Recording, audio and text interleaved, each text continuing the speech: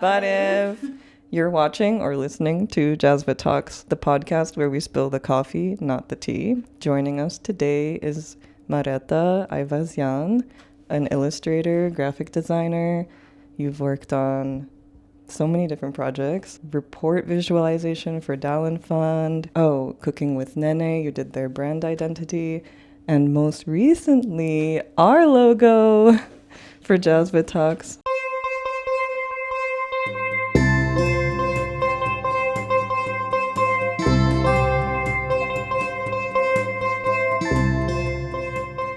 Thank you for inviting us to your home. Very cozy, whimsy.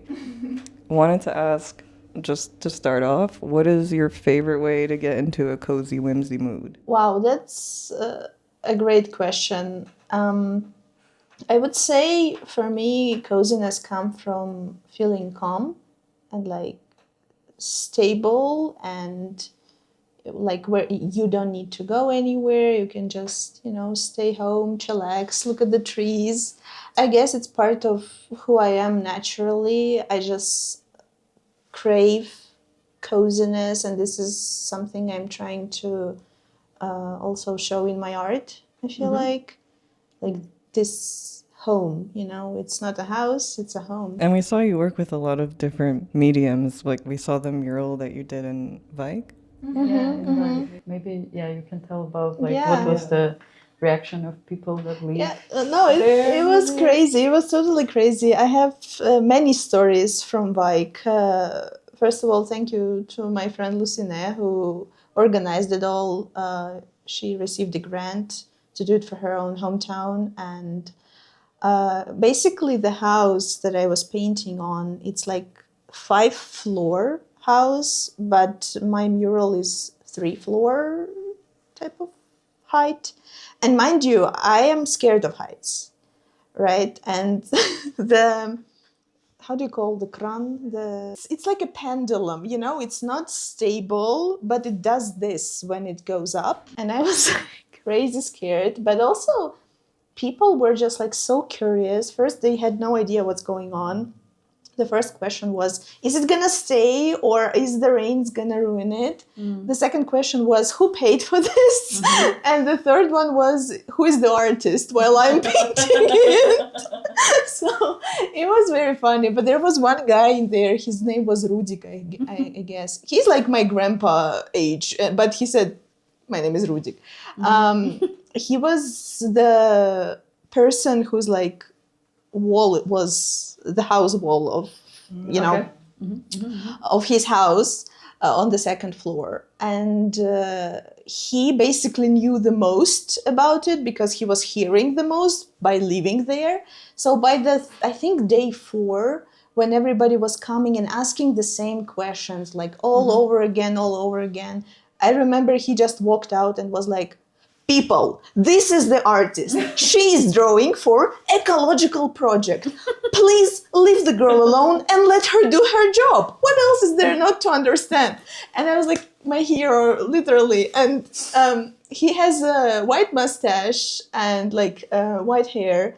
And in my picture, I had a guy with a black mustache originally and black hair. But after Rudik became my personal hero, I just I changed it to white, so now he's on the mural of his own building. Yeah, you honor him. He was an icon, and also he's kind of земляк to my family. So he's Baku Armenian, and my family are Kirababatsi Armenian. So he felt overprotective, in that way.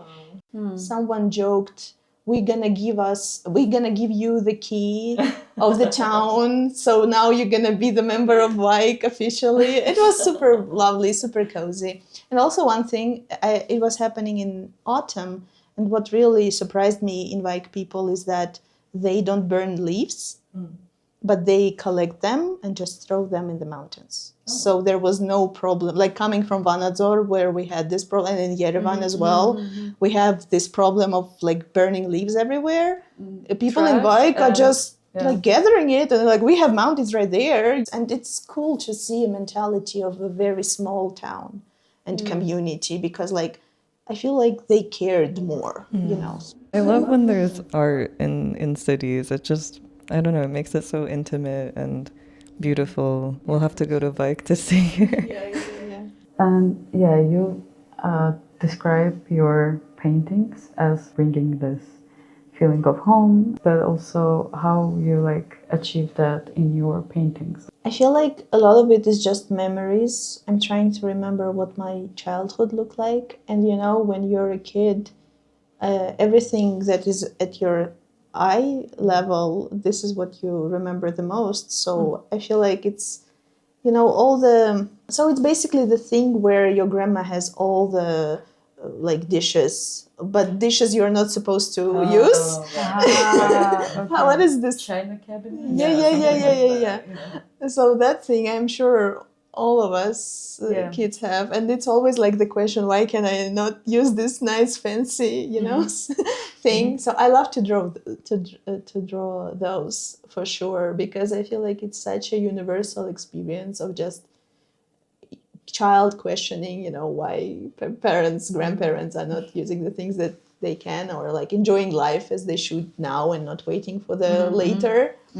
And then, you know, it's in the small things. I realized that this, like a cookie holder that is never filled with cookies, but is actually selling materials.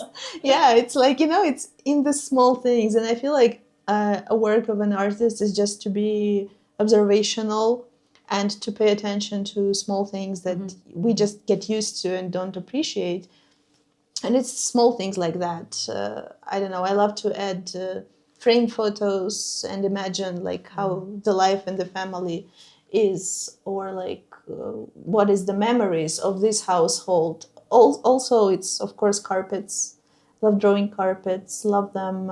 And I guess I'm like trying to think what my grandma would have had in her kitchen. And it's like, you know, napkins like this. I feel like, especially when I did the Armenian cottagecore series, I was just trying to push some type of a nostalgia memory, like a dream from my childhood, but I don't remember it anymore. You know, it's like I woke up from it. Yeah, I've seen that you've talked about your work not only as like the cozy home, but also, yeah, this nostalgia, connecting with your inner child, but also anchoring toward your Armenian identity. How has that evolved for you over the years, or especially moving to Armenia in 2019? Yes, I moved in September 2019. I came with birthright and just stayed.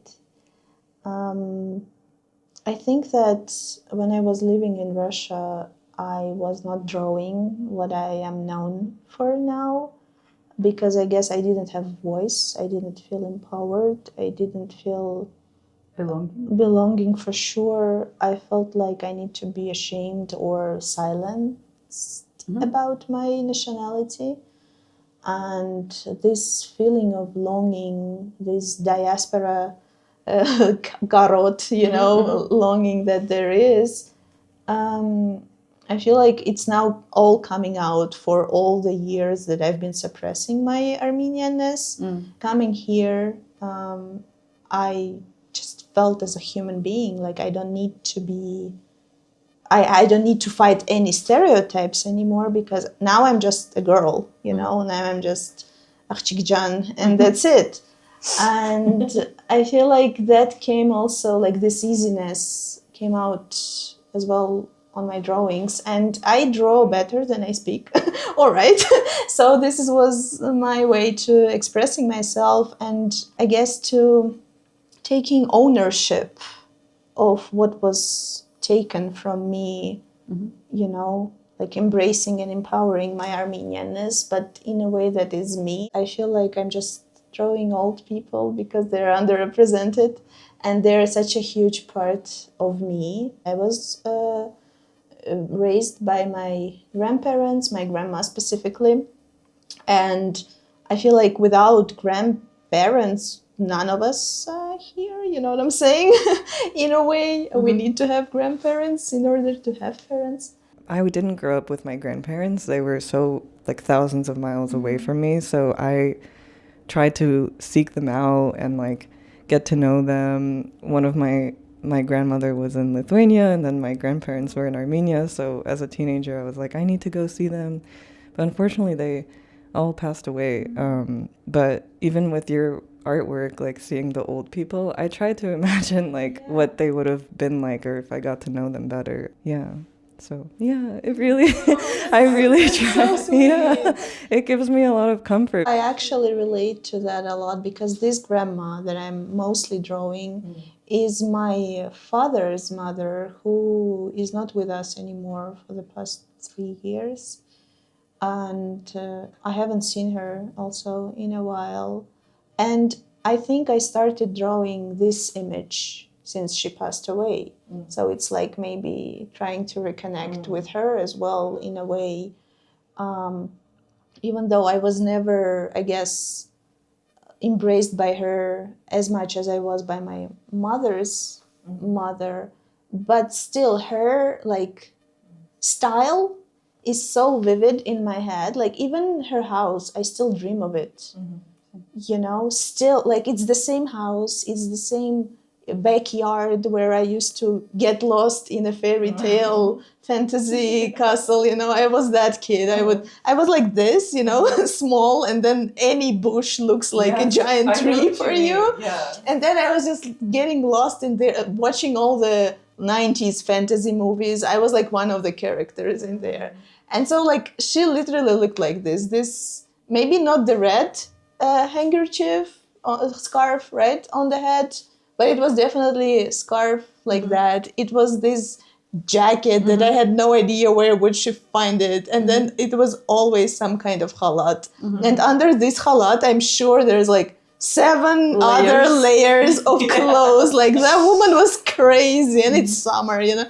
So yeah. That's literally the outfit my babuya will also put out, like the handkerchief, gilet, like this vest, long, and under it also layers. And it's always like candies in there, and the nastiest candies you can ever imagine. They're never tasty. Mental. Yes. Mostly. Yeah. Yeah, like I really can relate, because like even the it's not only about her outfit, but also like putting hands like this and her eyes, like how she looked, like this sadness, bitterness, anger, but also like very tired. Yes. You know, they're like, yes, definitely. Just, and this, I don't know, it's so reminding me of her, and also like also being raised kind of because parents were working, so I come back to like my babushka house, and it was really strict, like it was hard. Yeah, I can relate to that. This grandma was not strict. She was crazy. She was like cursing left and right. She actually taught me Azerbaijani curses, which I still remember and I use in Turkey. You know? But she was a crazy one. But my Zina, the one who raised me, she was very strict. I remember I was calling her the Iron Lady all the time, because she would never cry. I was her first grandkid, and she was like 45 when I was born, so very young. And I'm sure, like now I understand that she was just freaking out probably the whole time. Yeah. And because she's not allowed to show emotions, you know, by the society that she was raised in, and like by the obstacles of life, she just can't really be there for you when you are having emotional hard time, you know. And like she would always, I am very I'm a crybaby. Everybody can say that. I am crying all the time because this is how my emotions go out. And for my grandma, now I know that me crying is her sign that she is not doing well as a parent. Like she's failing as a parent because the child is crying. And instead of just letting me express my emotions, she would be like, stop crying, stop crying, you know, stop crying. And then now, and then you cry even more, and then she's like, you know, and you confuse her anger for there being something wrong with you, but in reality, her anger is just her failures and her mistakes, you know, and her maybe being scared of herself as well at that time. Yeah, but it's also like the way they show their love is not when you kid, you don't take it as love. You Yeah. take it as some punishment or something, but Yeah. you can't understand them first of all at that point, of course. But it's another type of love. It's like post-Soviet love, you Yes, know. It's like yes. really tough, and it's not in the usual way that we used to see it in movies. Do you also sometimes like go back in your memories and realize why she did something like that, or like you understand her now more, or Definitely. I definitely understand her. She is my, like, now I call her and I tell her that I'm so proud of you and grateful to you for everything you did. Aw. I understand what you went through. I'm so sorry you went through this. I'm doing everything I can to learn on your mistakes, or like not even your mistakes personally, but the situation she was put in, and to live a life for both of us.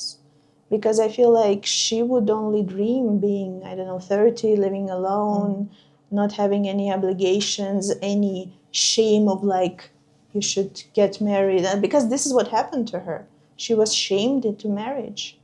She was basically like 21. Imagine it's 70s, right? And they're like, what are you doing? You're old.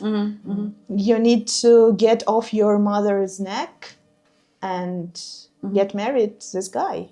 so we have this picture here. Yeah.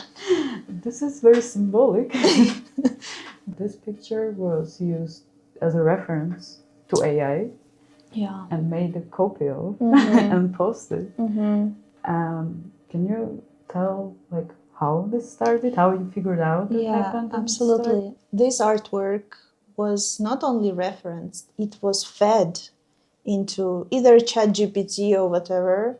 And then basically they just changed the background to the Artsakh Papik and Tatik. But my characters stayed the same, just uglier.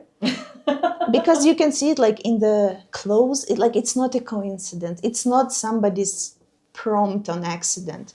Like the Giletka pattern, you know, the way they look, the colors, everything is just like, it's obviously my artwork. And I was tagged actually by one of the people who was following this page and saw the post. So I wouldn't have known if it wasn't for them. And they just also like asked like, does this look like your picture, your artwork? And then it started. At first I just messaged them privately asking to remove it, that this is obviously my artwork, this is a copyright, you could have just asked for this artwork and I would have done it, you know. And they used it on September 2nd, which is like connected to Artsakh. And I would have just gave it to you for free, no money needed, because the painting is already created, you know, I'm not greedy or whatever. And then at first they were refusing, to like saying that we didn't generate it, but we can tag you under it. They basically, at some point, it's all like, I have it on my page and screenshots and stuff like that. They admitted that they actually used it as an AI, but now they can tag me. So it was like very confusing and complicated. Like, I'm like, what are you doing, guys? I'm asking you to remove it. Just I don't like it. I don't want to be tagged under AI. What is the conversation here?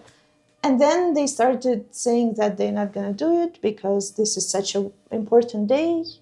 And how dare I voicing my opinion and making it all about myself, apparently. When we couldn't handle it privately, I just realized I need to make a post about it. And I was very scared, to be honest, to make a post because I didn't know that public will react. I thought that it's just gonna gather some traction, you know. I didn't do it to gain followers or whatever.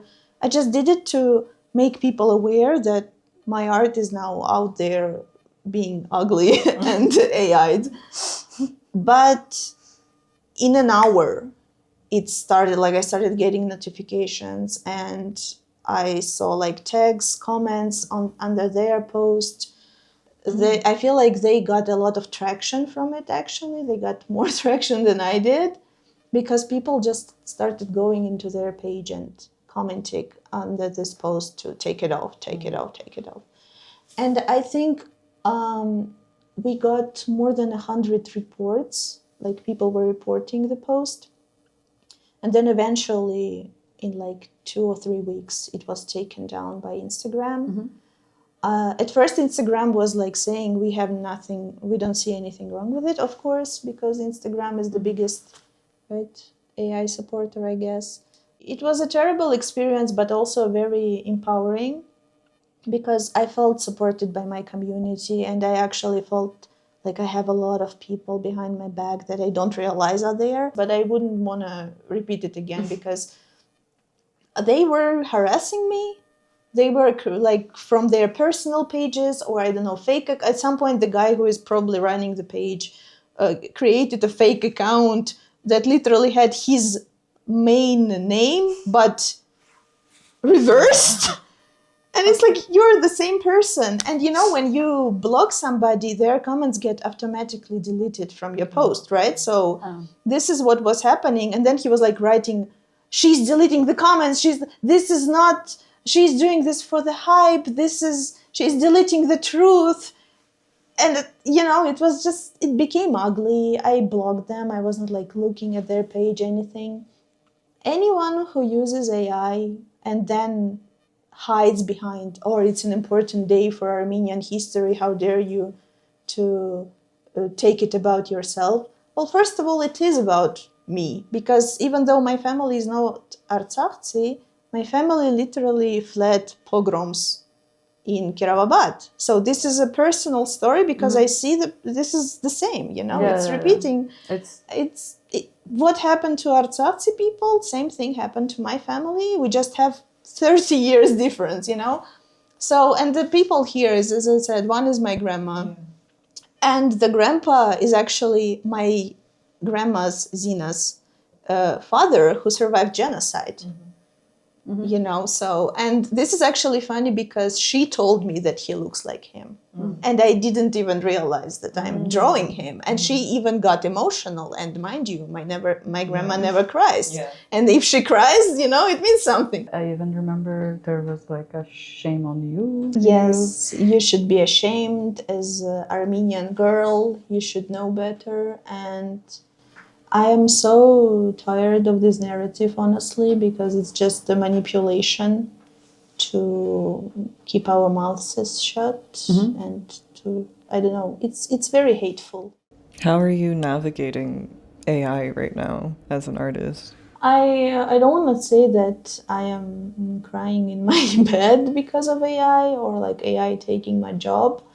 It's more like, I feel like people who use AI wouldn't hire me in the first place. Because first of all, they wouldn't want to spend any money on a proper artist. So I would just, you know, waste my time on people like that.